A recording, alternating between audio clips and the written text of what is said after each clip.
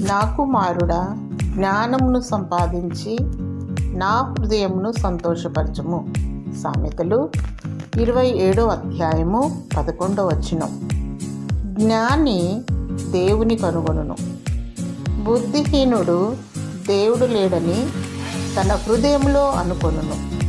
జ్ఞానము గల స్త్రీ తన ఇల్లు కట్టుకొనును. జ్ఞాని అయిన సొలొమోను తనకున్న అధిక జ్ఞానము చేత తప్పిపోయి సృష్టికర్త అయిన దేవుని ఆయాసపరిచాడు.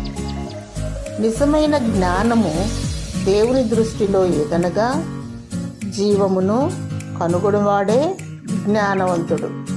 దేవునికి సమీపంగా దేవుని వెంబడించువాడే జ్ఞానవంతుడు. దేవుని సంతోషపెట్టే జ్ఞానమే దైవికమైన జ్ఞానము. దేవుడు జ్ఞానమునకు సృష్టికర్త. సకల ఐశ్వర్యములు ఆయనలో గుప్తమై ఉన్నవి. జ్ఞానము కొదువుగా ఉన్న యెడల దేవుని అడగవలెను. జ్ఞానమును సంపాదించుకొని దేవుని సంతోషపరచు, మహిమపరచు.